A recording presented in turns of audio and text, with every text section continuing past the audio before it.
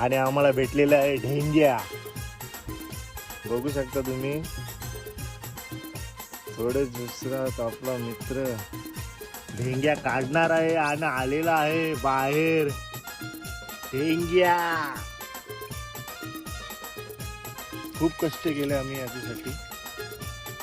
काही तिथे पडला नाही ना मित्रांनो. पहिले काढली कुर्ली, आता काढला ढेंग्या. बघा